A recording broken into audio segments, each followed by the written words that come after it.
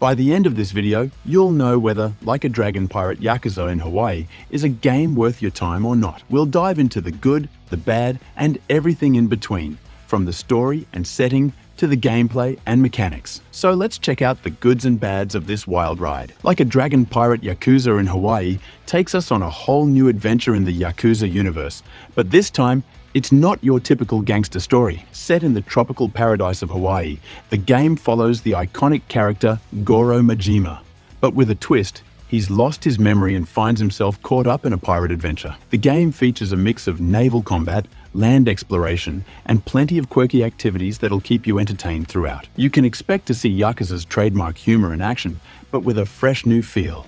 Now, the setting is what stands out first. Instead of the usual gritty urban environments we're used to, the game takes place in beautiful Hawaiian ports, giving it a more laid-back vibe. You'll explore colorful, open-world areas with a mix of tropical landscapes, quaint towns, and busy ports. The game's visuals really capture the Hawaiian feel, making it a refreshing departure from the typical Yakuza locations. As for the story, you play as Majima, who's dealing with amnesia while trying to piece together his past. From there, the plot takes a bit of a turn as Majima ends up becoming a pirate. There's definitely a mix of humor and chaos in the way the story unfolds, making it fun without taking itself too seriously. If you're a fan of Yakuza, you'll appreciate the usual over-the-top moments and strange characters you meet along the way. When it comes to gameplay, Like a Dragon Pirate Yakuza in Hawaii blends two main elements: naval combat and on-foot exploration. Let's start with the ship battles. This is where the game gets really exciting. You get to control Majima's pirate ship,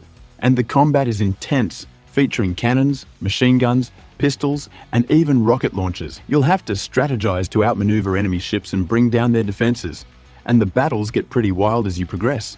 The ship combat is surprisingly deep, offering plenty of customization to make your vessel your own.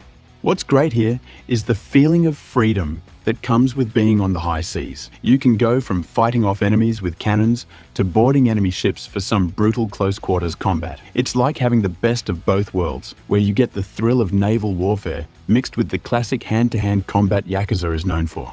But it's not just about the ships. On land, you'll find yourself exploring different Hawaiian ports, taking on side missions, and interacting with quirky NPCs. The exploration is pretty fun, offering lots of variety. You'll help a pop star with her wild antics, fight a polar bear named Stephanie, and even track down missing pets. It's all part of the zany charm that the Yakuza series has mastered. The side activities are packed with strange humor, which is a big part of why the game is so fun. These side missions are anything but ordinary, and they help keep the gameplay from feeling too repetitive. If you enjoy the weird and wacky distractions in Yakuza, you'll feel right at home here.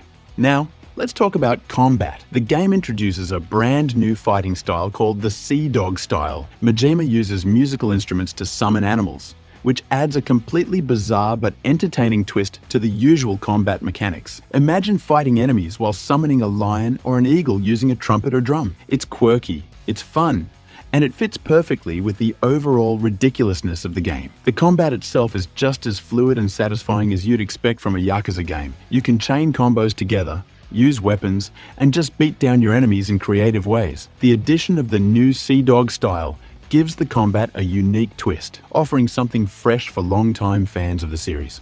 What really makes Like a Dragon Pirate Yakuza in Hawaii stand out is its sense of humor. The game is absurd in the best possible way. Whether it's the strange side missions, the over-the-top characters, or the way Majima interacts with his surroundings, it's clear that the developers didn't want to take themselves too seriously. This is a game that feels like it was made to entertain, and it does just that. The Hawaiian setting also plays into the carefree vibe of the game. Instead of dark alleyways and shady backstreets, you're exploring sun-soaked beaches and lush forests. It's a refreshing change of pace, and it helps give the game a light-hearted feel, even though there are still moments of intense action and drama. So, is Like a Dragon Pirate Yakuza in Hawaii worth playing? If you're a fan of the Yakuza series, there's no doubt that you'll enjoy this wild spin-off. The naval combat is a lot of fun. The land exploration is packed with quirky activities, and the combat system is still as satisfying as ever. The story may be a bit wacky, but it's also filled with charm and humor that Yakuza fans love. That said,